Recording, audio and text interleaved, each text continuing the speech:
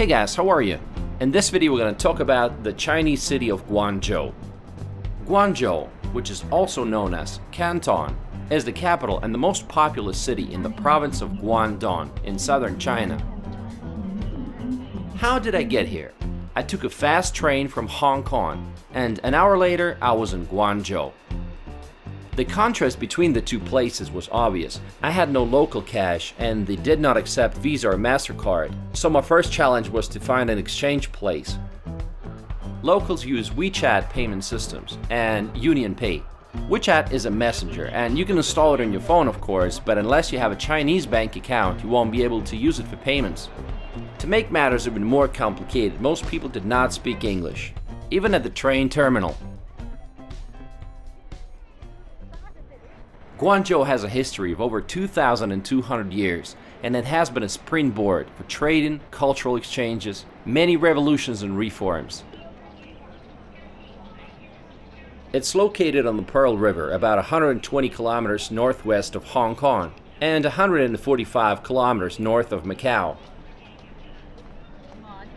It's at the heart of one of the largest urban agglomerations on planet Earth, the Pearl River Delta Economic Zone. 50 million people. In 2018, the population of the city was 14.9 million.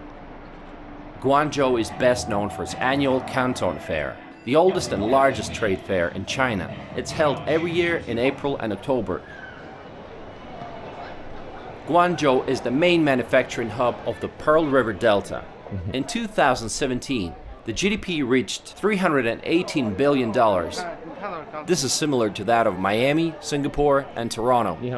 If you want to import something from China, this is probably the place to start. I visited a couple of those wholesale malls, and I was impressed. Sure, you can get low-quality, cheap stuff. That's what most of us think about when we see Made in China sign. But they also have a good choice of nice, unique goods like these lamps. But prices wouldn't be so low in this case.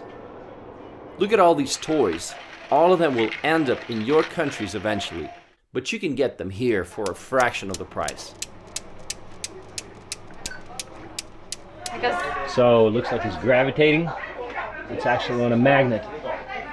It's really impressive. The earth is shaking, guys. What's going on?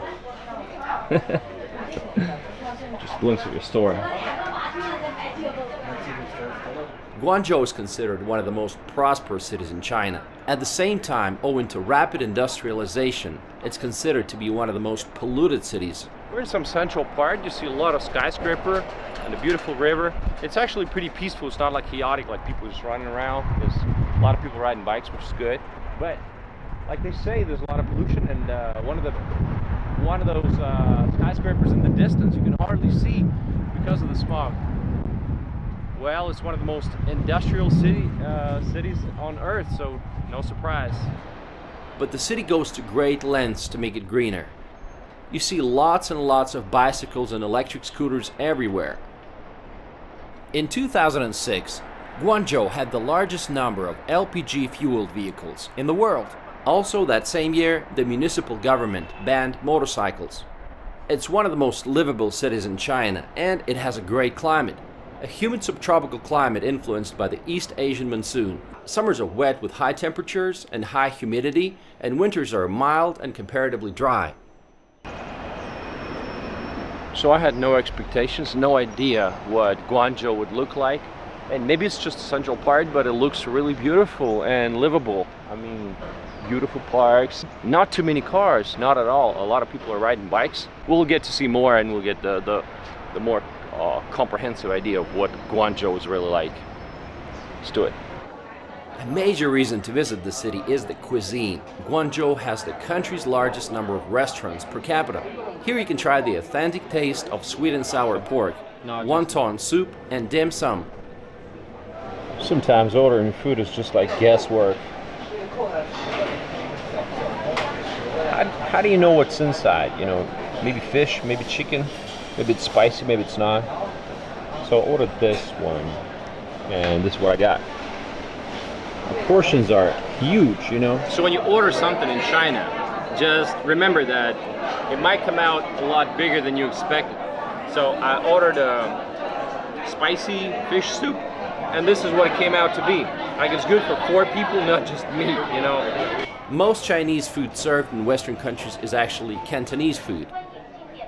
Cantonese people would eat absolutely anything. Liver, kidneys, heart, brain, you name it.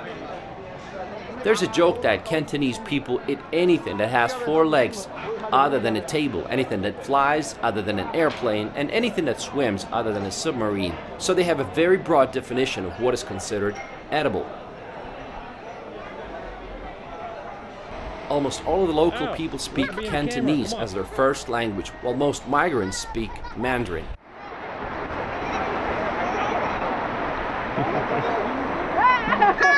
Oh. 你好. What's your name? Hello. Hello, what's your name? 他问你叫什么名字啊？张婉妍。你叫什么名字？ 张婉妍。 Guangzhou has now a huge influx of migrants from other areas of China. Interestingly, marriage is one of the top 2 reasons for permanent migration. There's also a rapidly increasing number of foreign temporary workers and immigrants from Southeast Asia, the Middle East, Eastern Europe, and Africa. Did you know that Guangzhou is home to the largest African community in Asia? Migrants from Africa started arriving in Guangzhou in the late 1990s. Buying in bulk allowed many Africans to strike it rich back home. Many, though, decided to stay here longer, legally or illegally, until the government decided to put an end to that. They started frequent police raids, and 2011 Guangdong Act, which offered Chinese citizens rewards for reporting on foreigners with expired or forged documentation. As they say, China gives, China takes. Guangzhou was the 4th city in mainland China to have an underground railway system. Currently, the metro network is made up of 13 lines covering a total length of 476 kilometers. A long-term plan is to make the city's metro system expand to over 500 kilometers by 2020, with a total of 15 lines in operation. In addition to the metro system, there is also a tram line, which opened in 2014.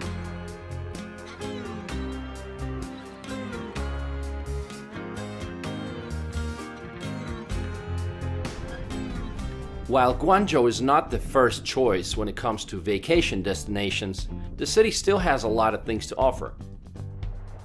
If you want to explore the city, you might want to start with CBD, which stands for Central Business District. Here you'll find a lot of skyscrapers and plenty of food options. Guangzhou Opera House and Guangzhou Library. Huaqian Square, or Flower City Square, is the largest square in the city. Especially in the evening, the view of the Canton Tower, with all the lights decoration, is remarkable. Central Business District looks super modern, and they had a light show that night. You might want to visit Shamian Island. The name of the island literally means sandy surface in Chinese. This territory was divided into 2 concessions given to France and the United Kingdom by the Qing government in the 19th century. This island is a reminder of the colonial European period, with quiet pedestrian avenues flanked by trees and lined by historical buildings. Let's take a walk.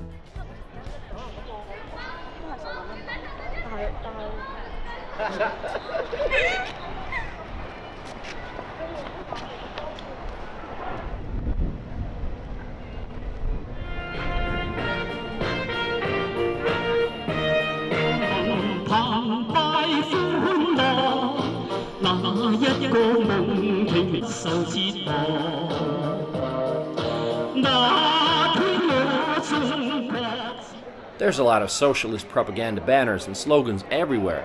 Do you guys want to know the core socialist values? Well, here they are for you.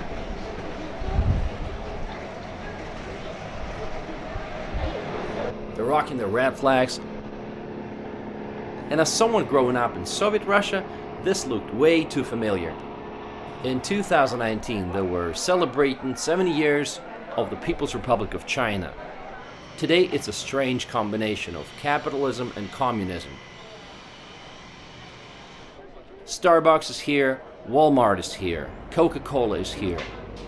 And as long as you're not a threat to CCP rhetoric and agenda, you're okay to do business in China. But Facebook, Instagram, and YouTube are not okay.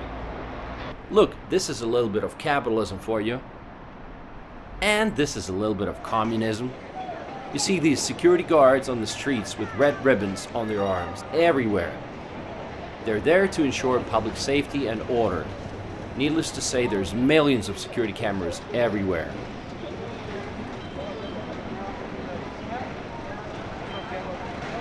Most people live in high-rise apartment buildings. Strangely enough, some of them have bars even on their balconies for some reason. Together with Shanghai, Beijing, and Shenzhen, Guangzhou has one of the most expensive real estate markets in China. There's a stereotype about the Chinese that they smoke a lot. Well, my impression is that most stereotypes are true, and so is this one. I only had 2 days in the city, so there was no way that I would be able to visit everything. But hopefully this is enough to give you an impression of this huge Chinese city. Well, I hope you guys enjoyed the video and let me know what you think about Guangzhou. 谢谢，再见。